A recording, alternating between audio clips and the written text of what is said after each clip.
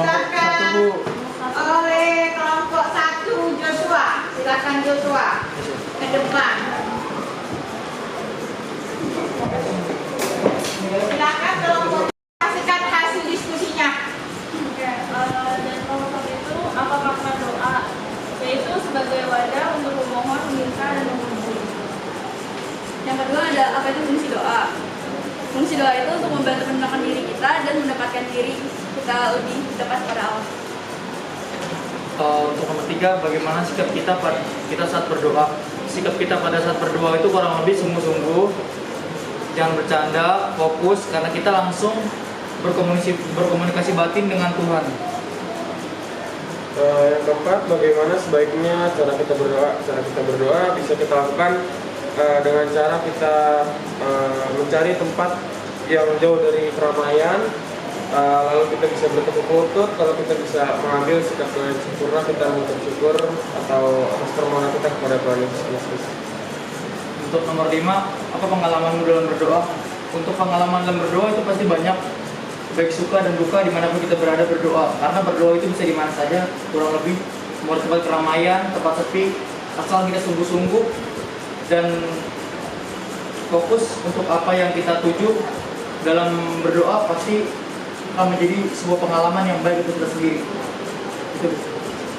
Sekian dari kelompok 1, terima kasih.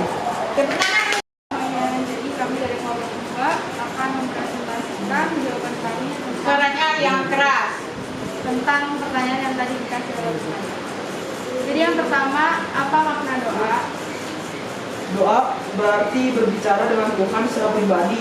Doa juga merupakan ungkapan iman secara pribadi dan bersama-sama. Doa juga merupakan dialog yang bersifat pribadi antara manusia dan Tuhan dalam hidup yang nyata. Yang kedua, apa fungsi doa? Fungsinya mengomunikasikan diri kita kepada Allah, mempersatukan diri kita dengan Tuhan, mengungkapkan terima kasih kita kepada Tuhan. Yang ketiga, bagaimana sikap kita saat berdoa? Sikap kita berdoa itu sikap tunduk, penuh kehusukan dan ketakutan kepada Allah. Yang keempat, bagaimana sebaiknya cara kita berdoa? Cara berdoa yang baik yaitu didoakan dalam hati, gerakan, dan bertolak dari pengalaman hidup, serta diucapkan dengan rendah hati dan tidak bertele-tele. Yang kelima, apa pengalamanmu dalam berdoa? Saya berdoa dengan khusyuk, diawali dengan niat dan memakai pakaian bersih, berdoa secara tertib dan tidak terburu-buru. Sekian dari kelompok kami, kurang lebih lengkap. Terima kasih. Tepuk tangan, tolong dijawab pertanyaan yang ada di dalam buku masing-masing. Itu yang ditulis di dalam lembar kerja. Jelas pertanyaannya? Jelas, Bu. Di situ ada apa yang dikisahkan dalam Matius tadi itu, Injil Matius itu. Yang kedua, apa yang diajarkan Yesus dalam berdoa. Terus bagaimana seharusnya kita berdoa menurut Yesus. 10 menit.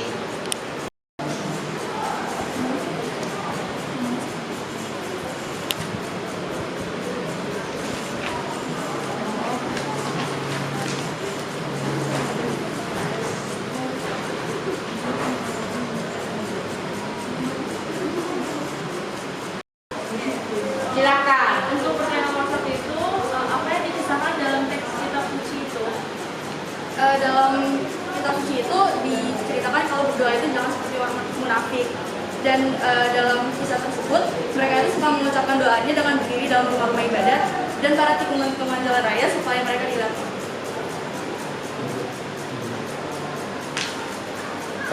Pertanyaan kedua, apa yang diajarkan Yesus kepada kita tentang doa?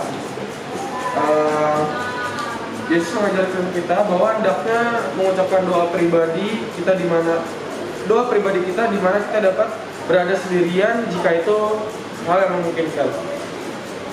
Untuk yang nomor 3, bagaimana seharusnya kita berdoa menurut Yesus?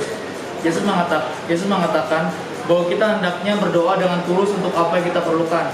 Juru selamat berdoa untuk memperlihatkan kepada para muridnya bercara berdoa. Dia mulai mengatakan Bapa kami di surga. Dia memuji Bapa surgawi dan kemudian memohon pertolongannya. Dia mengucapkan amin di akhir doanya. Sekian dari kelompok 1. Tepuk tangan untuk kelompok 1 membacakan hasil kelompoknya. Salam. Kami akan membacakan diskusi kami dari pertanyaan yang tadi sudah ditulis.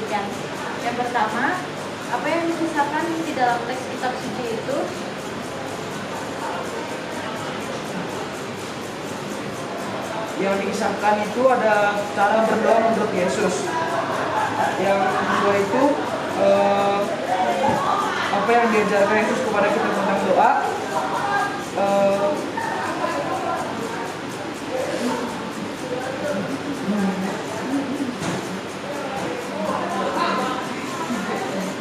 Anak-anakku kok diskusi di depan, silakan. Kita hendaknya mengucapkan doa pribadi kita, di mana kita dapat berada sendirian jika berpindah. Bagaimana seharusnya kita berdoa menurut Yesus? Yesus mengatakan bahwa kita hendaknya berdoa dengan tulus untuk apa yang kita perlukan. Nah, itu hasil dari kelompok 2. Silakan tepuk tangan. Satu dari kelompok 2. Kita simpulkan bagaimana seharusnya dari itu liturgi itu di dalam gereja. Nah, doa di dalam gereja arti doa berbicara, berkomunikasi secara pribadi. Doa kita berbicara secara pribadi dengan Tuhan, itu artinya doa. Berkomunikasi dengan Tuhan. Lalu itu ungkapan iman secara pribadi atau secara bersama-sama. Secara pribadi kita berdoa pribadi dengan Tuhan. Dibangun tidur kita berdoa, mau tidur kita berdoa. Nah, berdoa juga bersama-sama itu misalnya ke gereja, mau doa makan, di saat misa itu doa bersama-sama. Doa Bapa Kami seperti yang diajarkan oleh Yesus. Nah, apa itu kita kepada Allah? Artinya mengungkapkan segala apa yang kita pikirkan, apa yang kita rasakan kepada Tuhan melalui doa. Itu artinya mengkomunikasikan, berbicara dengan Tuhan. Yang kedua, mempersatukan diri kita dengan Tuhan. Kita bersatu dengan Tuhan lewat doa. Yang berikutnya, mengungkapkan cinta kita, kepercayaan dan harapan kita kepada Tuhan. Ibu selalu mengatakan kepada kalian, seperti pernah di salah satu filsuf yang mengatakan, yang mengabulkan segala sesuatu yang kita inginkan itu adalah Tuhan. Itu artinya kepercayaan dan harapan kepada Tuhan. Yang berikutnya adalah membuat diri kita menjadi dimensi baru dari kehidupan dan karya kita. Maksudnya dimensi baru, artinya itu doa itu selalu memperbaharui hidup kita. Nah, hari esok pasti lebih baik dari hari ini. Jadi orang yang berdoa pasti jauh rasa putus asa, selalu mempunyai harapan bahwa hari esok pasti lebih baik dari hari ini. Kira-kira itu yang maksudnya dimensi baru. Jadi orang yang berdoa itu jauh dari rasa putus asa. Itu maksudnya. Jadi dalam karya kita dari yang belajar, kalau gagal atau sukses itu selalu melihat rencana dari Tuhan. Kalau aku gagal hari ini, besok pasti berhasil. Jangan putus asa. Itu yang dimaksudnya. Misalnya belajar itu adalah karya kita. Oh, karya saya belajar, berarti itu bagian dari karya kerasulan kita. Kalau kita tekun belajar setiap hari sukses, berarti itu artinya karya kerasulan kita. Kalau sikap kita baik di kelas atau dimanapun kita berada, di rumah, itu adalah karya kita. Artinya melalui doa kita menjadi orang yang lebih baik, orang yang selalu memperbaharui diri, orang yang mampu menjadi saksi. Artinya doa adalah buktikanlah imanmu dengan perbuatanmu. Itu yang dimaksud dengan apostolik atau merasul. Kita merasul lewat doa-doa kita. Jangan pernah melakukan sesuatu tanpa doa. Nah, kira-kira itu yang mau kita simpulkan hari ini. Nah, buat refleksimu sebelum 1 menit hari ini, saya mau berbuat apa di dalam doa? Apa mengungkapkan refleksi kita itu, apa yang mau saya buatkan di dalam doa-doa saya? Refleksi tentang bagaimana seharusnya aku berdoa. Contoh tadi yang diteladankan oleh Yesus itu, Yesus syarat doa yang baru harus dari hati. Nah, sekarang bagaimana saya pribadi itu mau mengungkapkan refleksi. Oh, saya berdoa selama ini apa? Lalu apa yang mau saya ungkapkan? Tolong ditulis refleksinya 1 menit.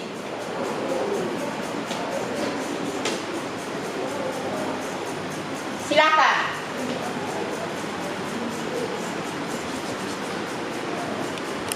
Ungkapkan refleksinya. Siapa yang bersedia? Ya Bu. Ayo, silakan Joshua ke depan. Mantap Joshua, tepuk tangan untuk Joshua. Silakan. Jadi di sini saya akan memberikan kesimpulan refleksi atas pembelajaran kita pada hari ini. Untuk pembelajaran kita pada hari ini yang kita pelajari adalah tentang doa. Ya seperti yang disampaikan juga tadi oleh Bu Maria, doa itu harus disampaikan dengan sungguh-sungguh karena doa itu adalah komunikasi langsung secara batin kepada Tuhan. Dan doa tidak bisa bertele-tele karena doa itu harus diberikan dengan singkat, padat, dan juga sungguh-sungguh kepada Tuhan. Dan juga yang tadi telah kita kerjakan juga, makna dan fungsi doa kurang lebih itu semua sama, karena fungsi doa tujuannya menyampaikan apa isi hati kita kepada Tuhan, dan makna doa adalah kegiatan kita untuk mengucapkan rasa syukur kepada Tuhan. Seperti itu Bu. Tepuk tangan untuk Joshua. Semangat dari perwakilan dari kelompok.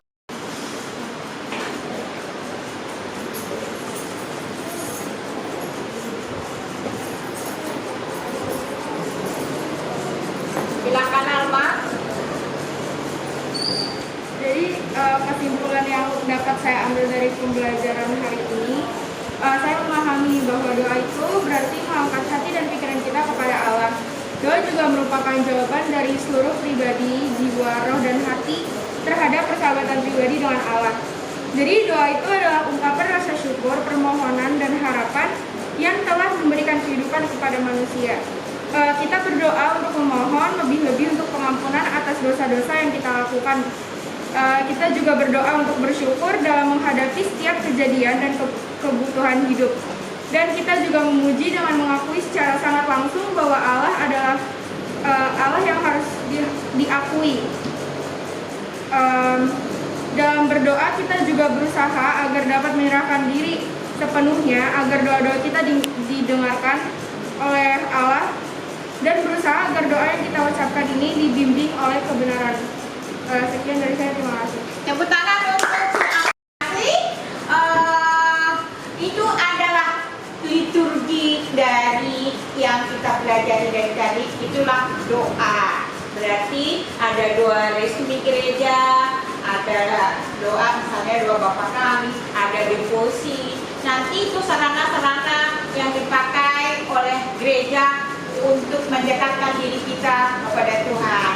Nanti keterlibatanmu dalam gereja itu, nanti tugasmu di rumah, tuliskan keterlibatanmu sebagai bentuk dari tugas gereja yang mewujudkan. Hari ini sebagai evaluasi dari apa kita, dari pembelajaran kita, tolong ujian kita 5 menit, mungkin ada 5 soal yang Ibu sampaikan kepada kalian. Tolong dikerjakan soal yang pertama adalah 1, silakan ditulis soalnya.